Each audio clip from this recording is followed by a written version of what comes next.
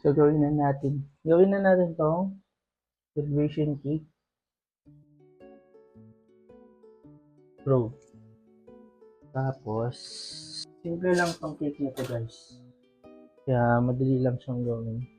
So, 2026. So, ito pala, DIY lang to. Bumili kami ng ito sa Shopee. Ano to? Parang foil. Kasi ano siya, yung pinapagawa namin ng topper dati, hindi na sila gumagawa ngayon. Tapos itong board, dito namin pinakat yung mga personalized topper gamit tong scalpel. Kaya, yan lang. Gagawa na, print kami nung kagaya nung ganito. So, ito, hindi to 100% kagaya nung sa inspo.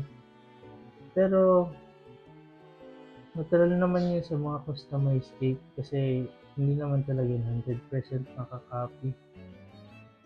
Lalo pag may mga ganitong font or ano, hindi mo naman kagad makahanap yan. Tapos, yan, ikakat lang namin yan. I-edit lang. Tapos,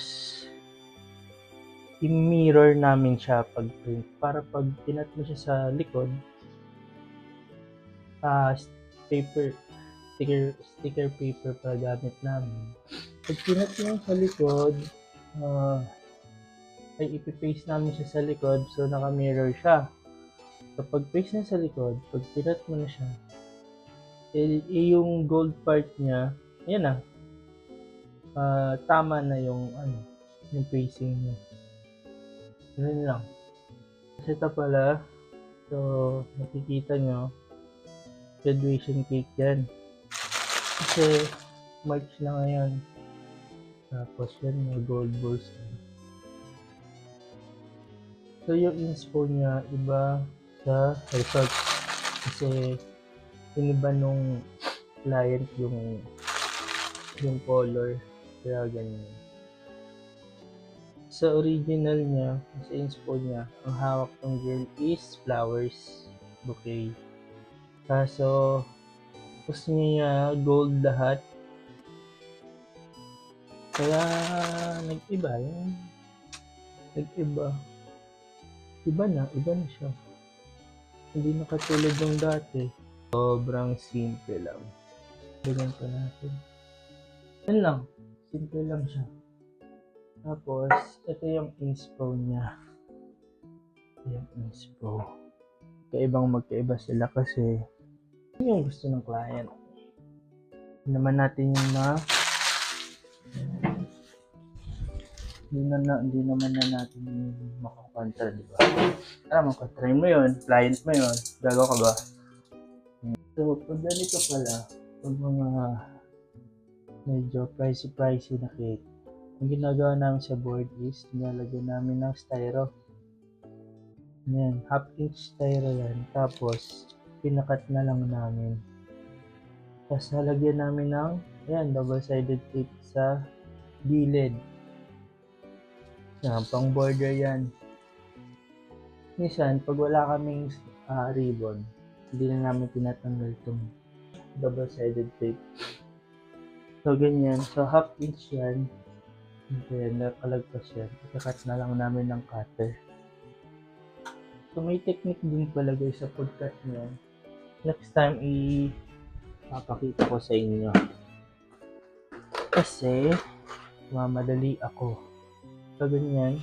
So, yung harap na part. Siyempre, sa likod ka mag-start. Para yung dugtungan, hindi kita. Yan lang yan. Tapos, tips pala dito sa ribbon.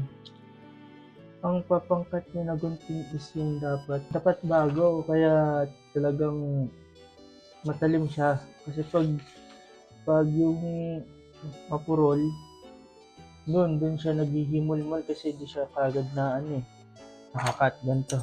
Ito, bago to tapos matalim. So, papalagpas nyo lang ng konti, half inch, pwede na yun. Tapos yan, ganyan lang.